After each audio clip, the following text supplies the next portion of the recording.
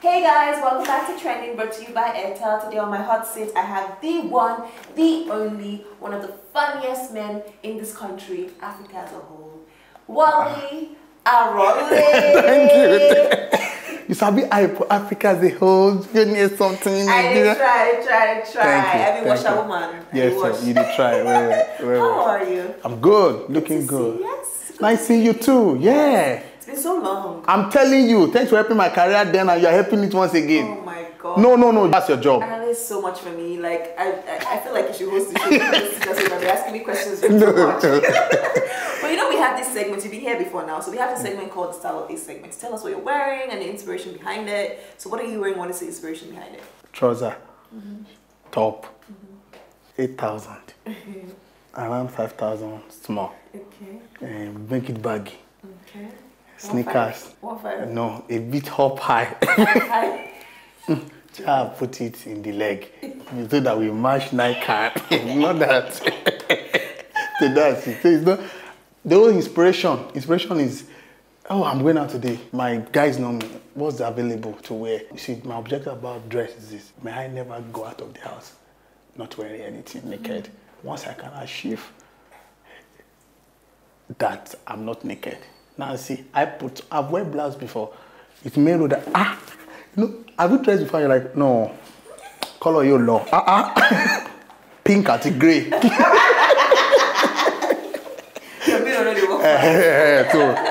And my friends at times, they just choose, okay, I really do blue, black, yeah. No, but this one is together. I like the blue matching the blue. This one is blue. I'm developing. You remember that last training I came? What happened? You looked good now. No? But now I'm a bit up. Yeah. Something. Then it was 1.5, now it's 5,000. No, at least you were grade 35. Okay, so today we'll be discussing the topic exploring indigenous skills in the global industry. Awesome. You know, I feel like, or a lot of people, not like we feel, it's what it is. You do more of the indigenous kind of comedy, Sure. you speak Yoruba. Do you think that this limits your capacity to reach out to more people, have more people see your stuff, or do you think that this is really the way to go, sticking to your language and just like, because you've been consistent with it, you haven't changed, you're still doing the same thing. Yeah. What do you think it is? So for me, there are two sides to it. I feel that you can start off from somewhere, but when you now, grow, you can also expand. There should be place for expansion in whatever thing you do. Yeah. I started with the indigenous stuff. So there's still a part of me that is indigenous, but that doesn't mean I don't explore. So that is where a lot of people miss it. So you start being indigenous, then you don't explore. You get, that limits you. Yeah. So people think, oh, this guy is just Yoruba kind of guy. So I have people that, they're English people, I have people that, they're Igbo, I have Hausa people that are my fans. The part of me that they still relate with is not just the Yoruba part alone. You get, it's also the part that, oh, this guy does stuff in English, he has movie that he's in, the movie I produce is an English movie, so there's that part of me. Then, me not losing the fact that I'm also indigenous. This is the reason, because language is powerful. Yeah. So I've been outside the country, and people say, where are you from? I say, Nigeria. So they're wow, really? Yeah. From which place? And then I tell them, this is where I came from. So I feel that language is an identity we should not lose. I cannot speak like an American. I can't speak like anyone from the UK. I can just speak like myself, like I'm speaking now. So even when I'm over there and I speak, those guys are cracking up already. It's not for me. It's natural. And they say, no, this guy, you are just, you are one, so that's it for me. So it's a plus for me. It's not limiting. Once I try to expand, I also diverge. I do other things, but not neglecting the fact that this is where I'm from, because it gives me global identity. I have my brothers, my sisters that are also from the same root all across the world, in America, in the UK, and the acceptance and all of that. So actually, you don't speak like American because you're like there. My brothers, my sisters, no, it is that I'm traveling of recent. And there was a cut. Exactly. Yeah, but I don't speak like when they put for them. No. Let me tell you something. I've started traveling, so I really feel like people are coming and really deported because they can't speak good English. Imagine, look at that. So we need to be so to avoid such, we need to. Okay, well, how do you tend to make non-natives of Yoruba, appreciate your act? You know, I mean, you've done this for how long now? Apparently over 5 years. Over 5 years? You're well over, yes. So it shouldn't be how do you intend to make the non-natives appreciate your act? It should be how have you made them? Because for you to know me, are you Yoruba? No, I'm not. Do you know me? Mm-hmm, of course. You're even smiling. So when I kicked off, a lot of people could not understand what I was saying because of the language. So what did I do? I also content that creatives that I do that is universal. That I put in the English stuff. Then I collaborate also. I collaborate with people that are not from Yoruba. So I collaborate with the English guy. So there's a lot of collaboration, there's a lot of improvement, there's a lot of sharpening, you know. At the same time, I'm making sure that I'm not losing touch with that indigenous part. Amazing, amazing. Now recently you did a pic mix of, you know, before and after. How has the transformation journey been? Like just full of gratitude. Yes. You know, the cheeks, the beards wearing like this, you know, the people you knew then and people you are meeting are like, you know. I remember sitting beside you. I used to watch you when I was in the uni. And sitting here with you, that's transformation. No jokes. So from where you were watching me? So it's an honor. You're part of the transformation. I used to watch you. Don't give me that look. No, not to stop. No, in the uni. Stop it. Now sitting here with you. Which uni were you watching? No, who are you? No jokes. I did.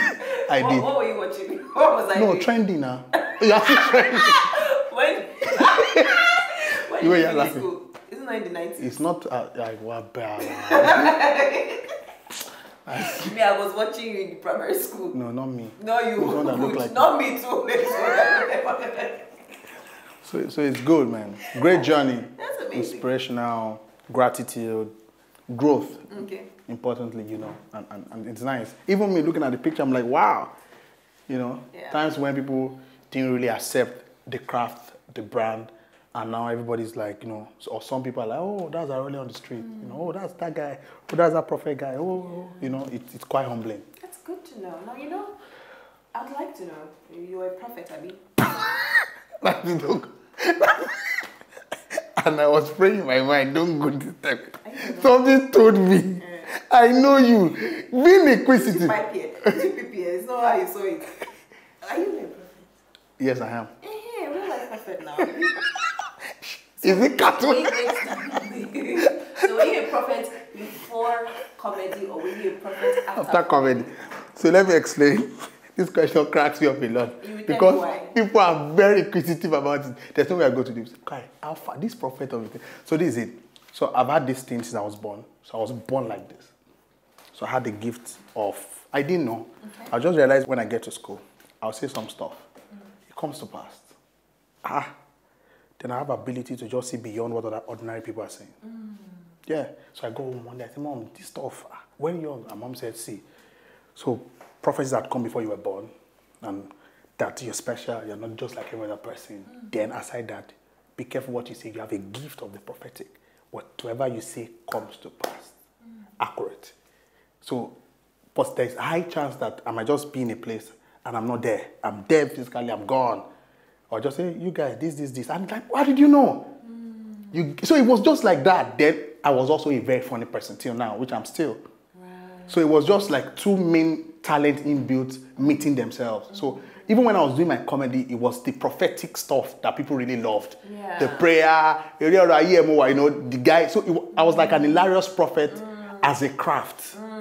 So it's just that people are now seeing that real prophet theme more now. So it's been there majorly. Okay, but how do you, about the Christian community? Yeah, I get you. Is there any form of criticism? And if there is, I'm sure there is. Of course. Of course. I know that definitely criticism will be heavy. So how do you deal with it? How do you know, make these people understand? Or do you care? Do you try to explain? So initially, a lot of people are like, who is this guy? He doesn't have a church. You know the conventional stuff. Yeah. You should have a church. You should dress this way. You should.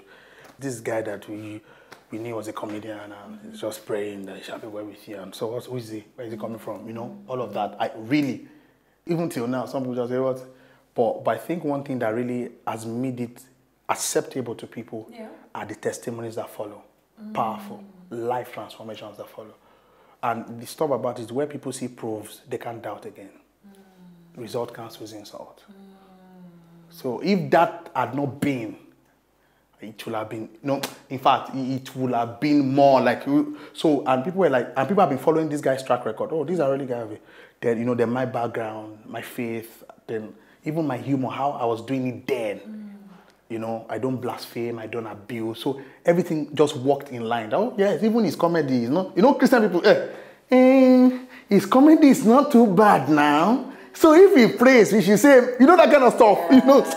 He's not really. Exactly. And he's funny, so why not? You get it. Amazing, amazing. Okay, so now, how competitive this industry is? Highly.